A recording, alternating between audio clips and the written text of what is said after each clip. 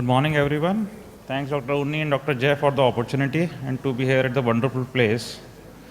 You've already heard from none other than Dr. Sada in the morning all about this, so most of it will be the repetition of what we have already heard about this.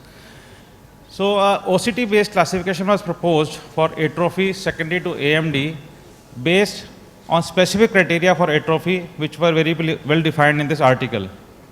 As we all know, photoreceptors atrophy can occur with or without RP atrophy and can evolve through various stages. Based on this, 4 terms were proposed, and this is what, like, complete RP and outer retinal atrophy was known as CRORA, and incomplete RP and outer retinal atrophy was called as IRORA. 2 other terms, complete outer retinal atrophy and incomplete outer retinal atrophy, was also proposed. So there were 3 inclusive and 1 exclusive criteria on the OCT to define CRORA.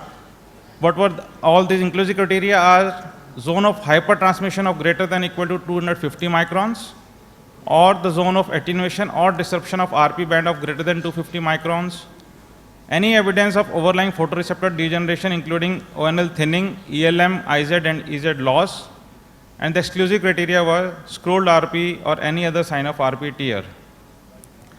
So this is the picture from that article where you can see, you can delineate that there is a loss of termination of RP as well as the outer retinal layers, and there is a homogeneous transmission of the length as described more than 250 microns. This is another picture showing the same, the loss of RP as well as outer retinal layers. So if there was some confusion in the OCT to define CRORA, there were some other criteria based on FAF, infrared reflectance, or color or multicolor images that were also proposed. Coming on to IRORA, IRORA is nothing but CRORA, but it is like not an homogeneous loss of RP or the outer retinal layers. There can be some islands of RP or outer retinal layers present, then we term it as IRORA. So this is typical picture, again showing that you can make out certain islands of RP as well as certain islands of outer retinal layers present in this picture. So these are the other 2 terms of outer retinal atrophy, complete and incomplete outer retinal atrophy, where the same complete outer retinal atrophy, the same complete area where the complete loss of outer retinal layers, and if there is incomplete or island loss of outer retinal layers, then it is called as incomplete outer retinal atrophy. 2 other terms were defined, geographic atrophy and nascent atrophy. Geographic atrophy was nothing but CRORA in the absence of CNV, or if the CNV is not confluent to the atrophic areas, and nascent atrophy is nothing but IRORA in the absence of CNV. So whether there is any clinical significance of this classification?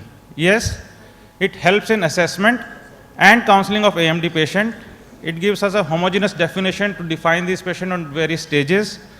It permits pooling of data from longitudinal studies and clinical trials, which may help to define risk factors for progression. As it is more effective to intervene at the stage of IRORA, this may alter the natural course of progression to atrophy by using future therapeutic strategies. It will be interesting to see if there is reversal possible with future therapies or therapies. Also, can we extrapolate this to macular degeneration secondary to CSCR, Stargardt's or IMT? We have to see.